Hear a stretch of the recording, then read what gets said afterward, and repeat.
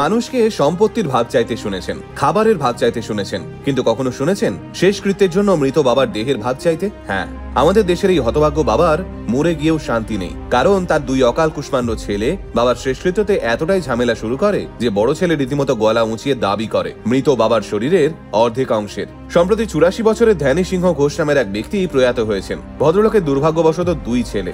হ্যাঁ, দুর্ভাগ্য কথাটাই উল্লেখ করলাম, কারণ ভদ্রলোকের সৌভাগ্য হলে এমন পুত্র সন্তান তার সংসারে জন্মাতো না। গোটা জীবন ধ্যানী সিংহবাবু তার ছোট ছেলের কাছেই থেকে এসেছেন। বড় ছেলে বয়স্ক বাবাকে ঘুরেও দেখেনি কোনোদিন, কিন্তু বিগত বেশ কিছুদিন ধরে বার্ধক্যজনিত অসুস্থতার পর প্রয়াত হন ধ্যানী সিংহ ঘোষ। আর তারপরেই শুরু হয় এই নোংরা সার্কাস।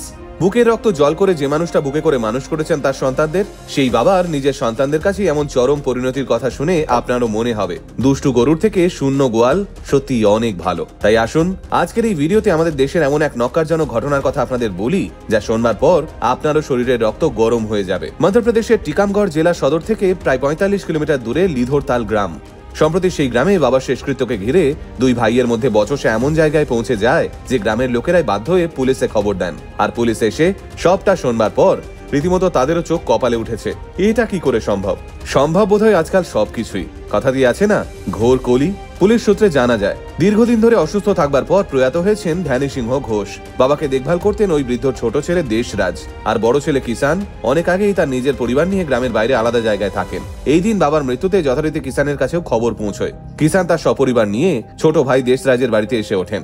এই অবধি সব ঠিকঠাকই ছিল, কিন্তু ঘটনার সূত্রপাত হয় ধ্যানী সিংহ ঘোষের শেষকৃত্যকে ঘিরে। কে বাবার শেষকৃত্য করবে তা নিয়ে রীতিমতো শুরু হয় ধস্তাধস্তি। ছোট ছেলে দাবি করেন তিনি এতদিন বাবাকে আগলে রেখেছেন, তাই বাবার শেষকৃত্য তিনি একা নিজের হাতে করবেন, এবং বড় ছেলে এতদিন বাবার একটা খোঁজ অবধি নেয়নি। বেঁচে থাকতে বাবার অসুস্থতায় একটা ফল অবধি কিনেও দেখতে আসেনি কোনোদিন, তাই তার হাতে শেষকৃত্যের ভার একেবারেই ছেড়ে দিতে নারাজ ছোট ছেলে। আর তাই বাবার সৎকার করা নিয়ে রীতিমতো তর্কাতর্কি শুরু হয়ে যায় দুই ভাইয়ের মধ্যে।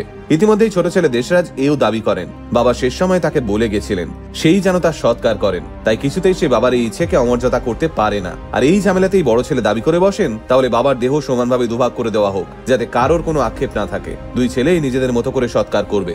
বড় দাদার মুখে এমন একটা কথা শুনবার পরেই দুই ভাইয়ের মধ্যে ঝামেলা গিয়ে পৌঁছয় মারামারিতে। শেষে পুলিশ এসে দুজনকেই বুঝিয়ে শান্ত করেন এবং প্রয়াত ধ্যানী সিংহ বাবুর ইচ্ছে অনুযায়ী ছোট ছেলে দেশরাজই শেষ পর্যন্ত বাবার দেহ সৎকার করেন।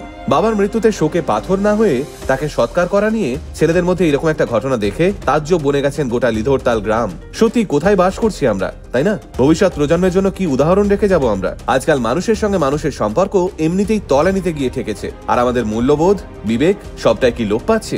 যে মানুষগুলো আমাদের মানুষ করবার জন্য তাদের গোটা জীবনটা ব্যয় করে দিলেন, তাদের মৃত্যুর পরেও তাদের নিয়ে ভাগ বাটোয়ারা করতে একবারও হাত কাঁপছে না এইসব অমানুষদের। এইরকম লজ্জাজনক ঘটনা দেখবার পর একটা কথাই শুধু বলবার, মনে রাখবেন কর্মফল কিন্তু কাউকে ছাড়ে না।